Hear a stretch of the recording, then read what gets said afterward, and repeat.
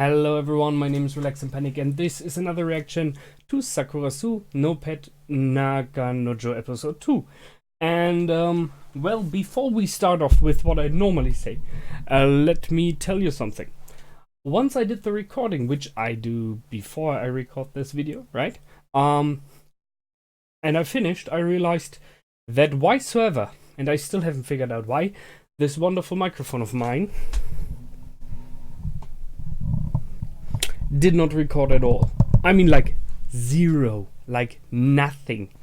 So I'm quite now considering how to deal with that. Either if you have the reaction very silent, just the video itself playing, right? Or if I will record it, so a second time, but then it's not the initial reaction, right? Or if I will talk over my first recording. I don't know yet. We will see. In the end, you will see. So, whatever I have decided in the end, you will find it as always in the links. So just go down into my descriptions, follow the links, replace the parentheses dot parts with real dots, and hopefully enjoy. Because the episode itself, I did enjoy for sure. So come back here and hear out what I have to say about it. So here you go. So now that we have that, welcome back. It's quite a bit later now after the recording. Some minutes have passed. I really struggled to get my microphone back on running. Had to unplug it, replug it and everything. I still don't know why it did not record. I had no error message and nothing. And I just made the mistake of not checking on my second screen, which is over there, where I'm always watching it, right? That the bar for the microphone is moving. I didn't check that, so part of the blame is on me for sure. I don't know how I did it now. You will know. In this case, we have the interesting effect that you do know something I don't know yet. But I will have done it once you know. So let's talk about this episode. It was awesome. I mean, I really enjoyed it. It was a great episode.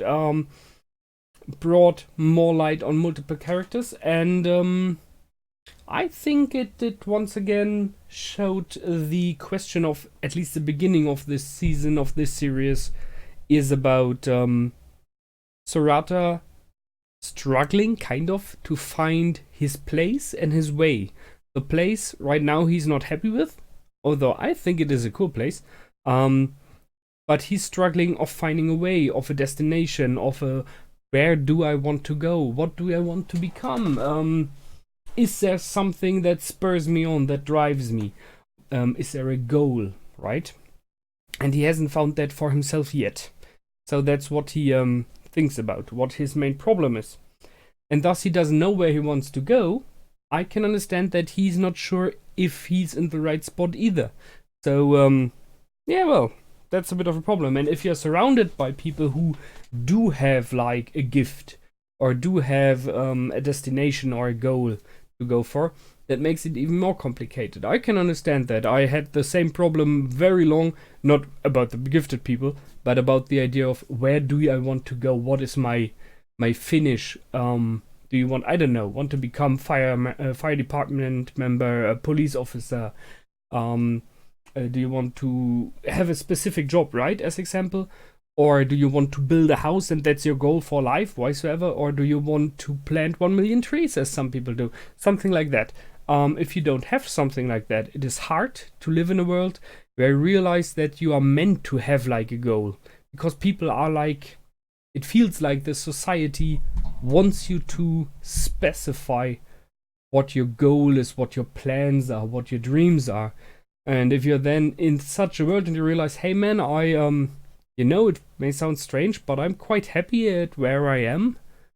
Not super happy, but okay-ish, right? It feels like you miss something. And I think this is where he is at least partial. So, that's one thing. Then we learned a bit about Sheena. So she had a nurse at home, which I can understand. She is very girl in her very own way, and Sorata set up a meeting of everyone in the Sakurasou to meet up and make like a plan. Who cares about Sheena on which day? So it's a bit like duty for washing dishes, a duty for getting the trash out, a duty for cleaning the rooms, and so on and so forth. And they just denied it flat, like instantly, like, yeah, well, it's your problem. And that is a mean one. I mean, it was kind of given to him by the teacher, but this might be a 24/7 job, because she is really in need of a lot of help, because she doesn't know and understand a lot of human behavior and society behavior. However, there was a small scene in the beginning as well, where Jin, as far as we know, was in a room together with a girl with purple hair. I'm not sure who she was. Because I didn't recognize her like instantly, so maybe someone of you has an idea. I don't know who she was yet. But she was not dressed very much, if you know what I mean. So there is possibly like a strange partnership in the Sakurasou already. And I mean, if not for him, who else, right? He is very grown up. He is having, as it seems, a lot of affairs with women. So I guess he should be someone who has like something like that there as well. Sheena appeared again, not dressed again, or at least not appropriately dressed again.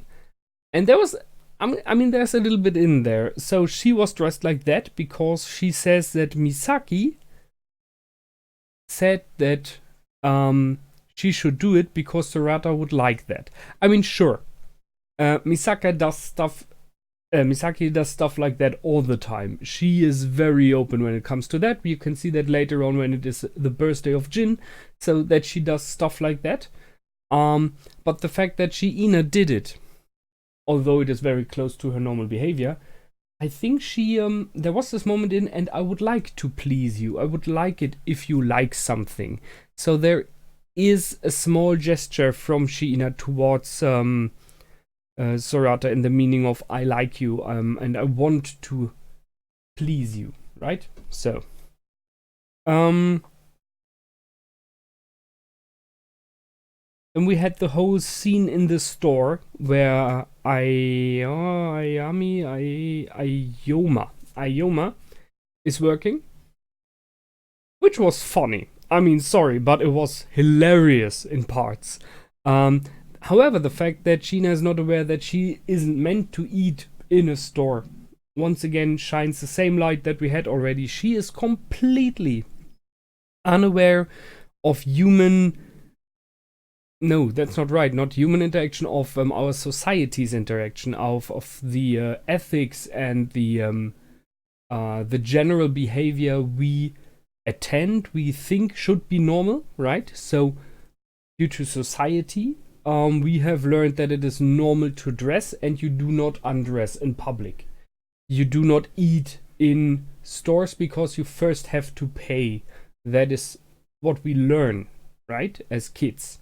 And other openly shown sexuality, as example, is not, I wouldn't say not allowed, but not wished. We don't like it. The society doesn't like it if it is shown too openly.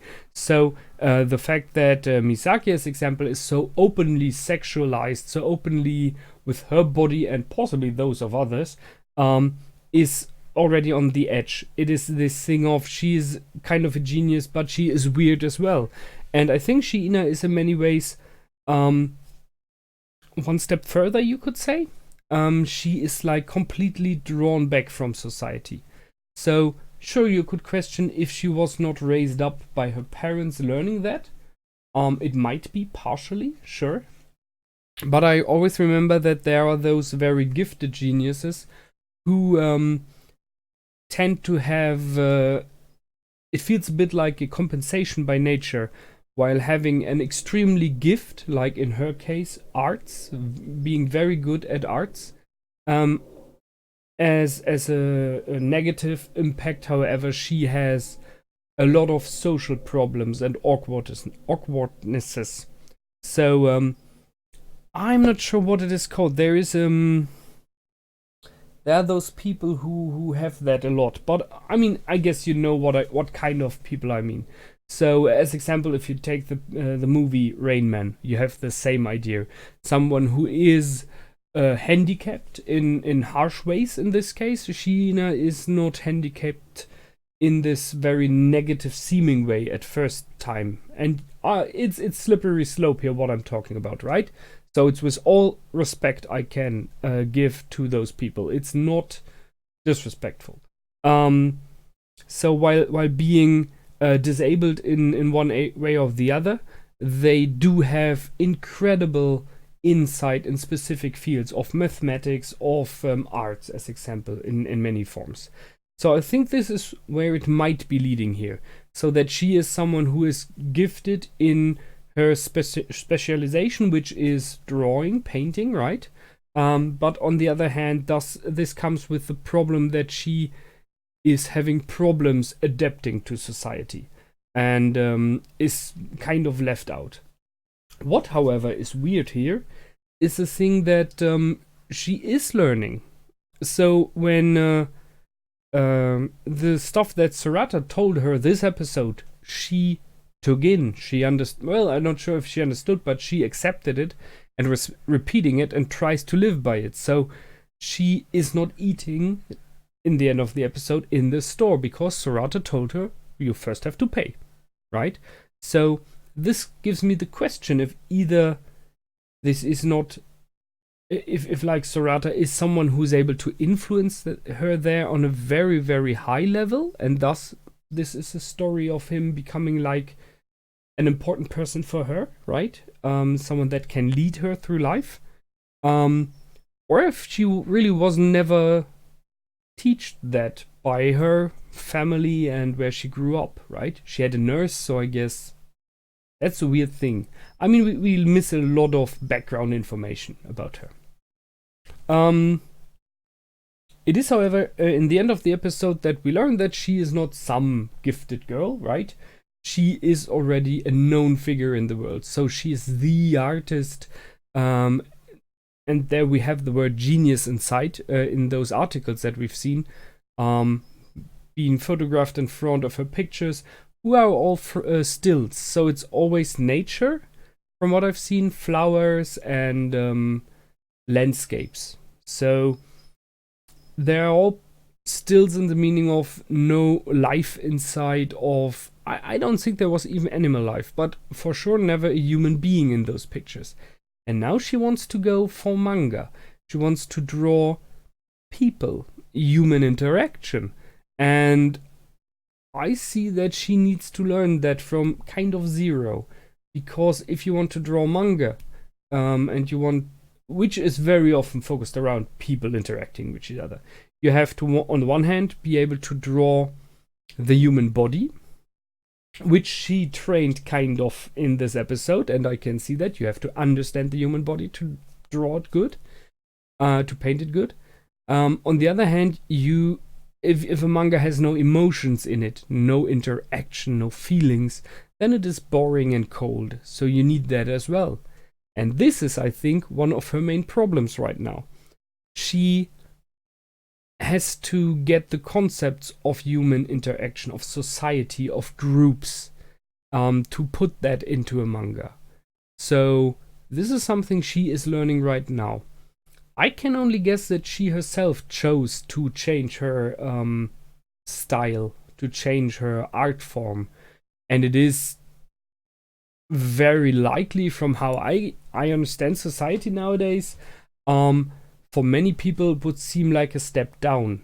So she goes from highly praised for stills, for land paintings, which from what we've seen, the pictures and everything, very likely is high paid as well. So it is a lot of income there. It is the high art for those people who put it on walls.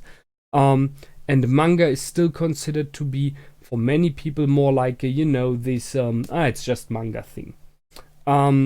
This is changing over the last decades, no question there.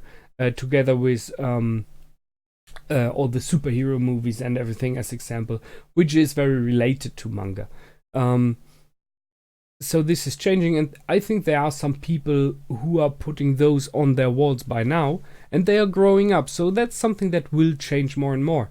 But society-wise, from the view of Western civilizations, I would say, it is possibly a step down for her.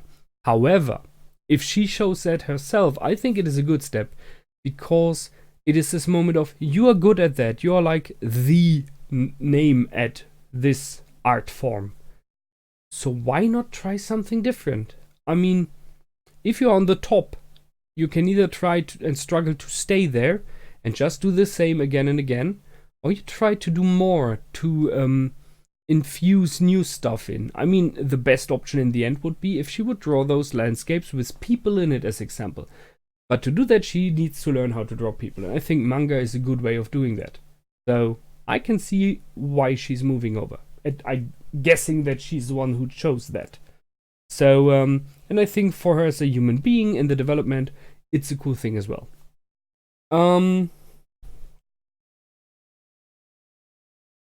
Yeah, and then we have the little story with Ayoma in there. I mean, not have to talk too much about that, I guess. So she misinterpreted what happened. She got informed how it is, at least partially. Although I guess if she would have heard that Sorata was the whole night in the room of Sheena, that would be a completely different thing again. However, she likes him, and I already guessed that in episode 1, that this is a possible love interest or something like that. So we will see where all of this is leading. I like the characters so far, I like the interaction. It was even better in this episode, because the characters were set in episode 1, which was sometimes harsh, because they are so drastic, right? But I like the interactions that are going on right now, the fun, the entertainment. So it's a very cool series so far. And I look forward to the next episode and see what will happen next. That's it from me this time. I hope you enjoyed that. I did for sure. So until the next time, my name is Relax and Panic. Goodbye and out.